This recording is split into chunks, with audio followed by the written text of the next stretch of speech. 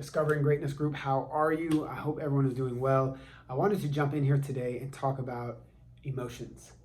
And the reason I wanted to bring up emotions is as I've been working with people in this calm transformation process in this program that I've created to get people from one place to the place that they want to be, a place of stuckness to a place of greatness, to taking more fearless actions, is this idea about emotions. And what holds people back is their emotions. The emotions and the attachments they hold of emotions on certain things in their life.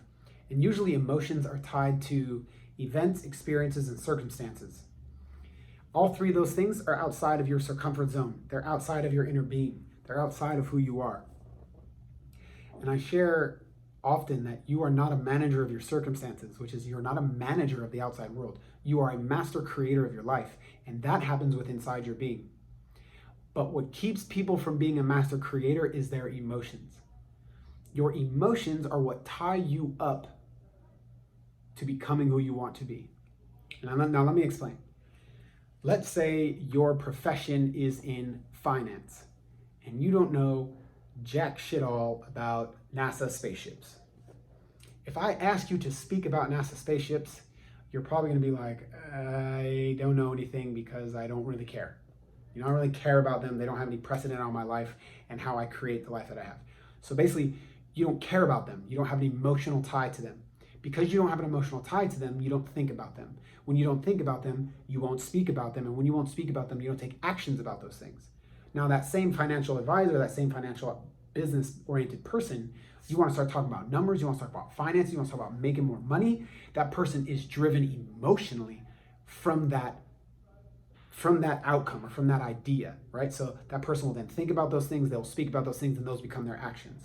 So when we talk about emotions, if you are fearful, if you feel that you don't deserve enough, if you feel you're not good enough, if you feel you don't have enough skills, if you feel you aren't there yet, then you're going to think that, you're going to speak that, and you're going to act that way. So your emotions are tied to the outcomes and the actions in your life. So think about that deeper. That's what we get into in the program is like unraveling that string, getting into the emotions, because what's happened somewhere in your life, there's been an emotional context to, or emotional development, or an emotional enclosure, or an emotional binding to an event, a circumstance, or an experience in your life that now allows you to feel set back. You have a belief on something that you aren't good enough, you don't have enough, you aren't successful enough, you don't have enough knowledge. So in making the switch, in making the change, we have to then trigger an idea to switch our emotions within our being, trigger the emotions that are going to get us to take action. That's all going to come through thought, words, physical movement. And your emotions will hinder you the more you allow them to take place in your life as something you act from more often. And what I mean is, like, if you act from fear, self-lack, self-doubt, self-limiting beliefs, you are going to act from that state. And what I encourage you to do is start looking at the circumstances, the events, and the experiences in your life and realize you have no control on everything on the outside. All you have is control over yourself. And so the events outside of you that have taken place, let's say a partner's left you, your dog died, you got fired from a job, those events, they didn't make you sad, they didn't make you mad, they didn't make you upset, they didn't make you hurt, they didn't make you depressed. None of those things did that to you. But what made you those things that you feel are the meanings that you gave being broken up with, your dog dying, being fired from a job. The meaning you give that experience, that event in your life, is what then creates the emotion that you have. So your meanings in life equal your emotions, and your emotions then create your life. So we have to understand, like, the life that you want is all going to come from the emotions that you have of yourself, about the world, about everything, and the meanings that you attach to things. You are solely in control. Again, you are not a manager of your circumstances. You're not a manager of everything outside of your life. You're a creator. You're a master creator of your life. You're a master creator of everything inside of you. And so what I encourage you to do about your emotions and taking control of your emotions in all aspects One tool I would like to share is when you feel any emotion, whether it's positive or negative, you be honest about it. You be truthful about it, and you give it not a title, not a name, not a place in your shelf of your life, but you give the emotion attention to show that there is something about it that means something to you. If it's good, we understand what that means. It feels good, like I want to feel that more often, right? So you want to live in that moment. But when things are bad, I encourage you to be direct. If you were having a shitty day, if your dog died and you got fired from your job and your partner left you, and someone asks you, how are you feeling today? And you're just like, yeah, I mean, I'm all right.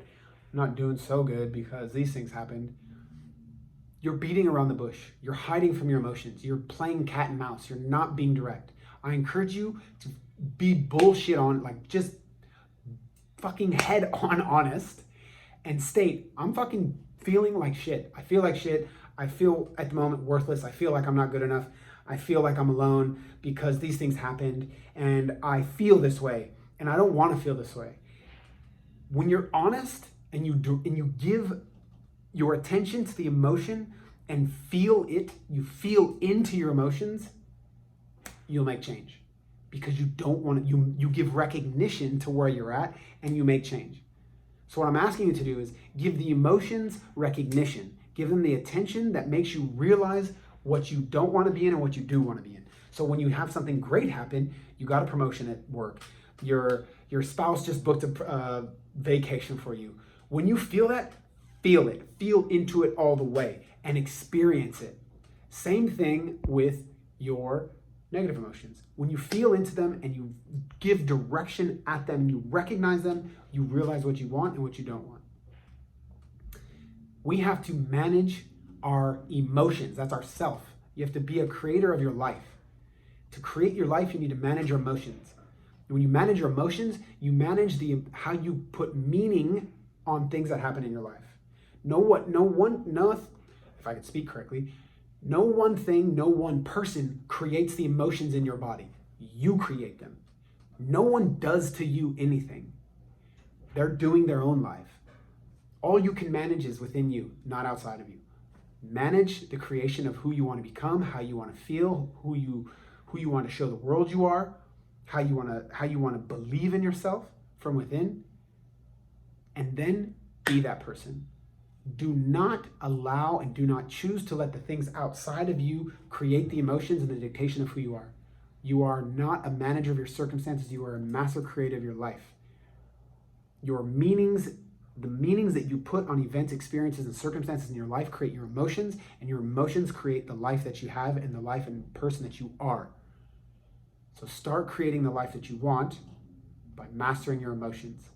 This is something that we work on in my process, through the mentor process, through the transformation. When we go into an uncovery phase, we start pulling out all the shit, the emotions that have tied people up from not taking action, from being living in fear, from not living a life of feeling like they're in their greatest state. So I encourage you to lean in, feel in, and recognize the emotions that you have and live in them. And realize, then you can realize what you want and what you don't want. When you're not honest with yourself about your emotions, you can't make change. I encourage you to feel into your emotions, start making change, start creating the life that you want, and stop managing your circumstances.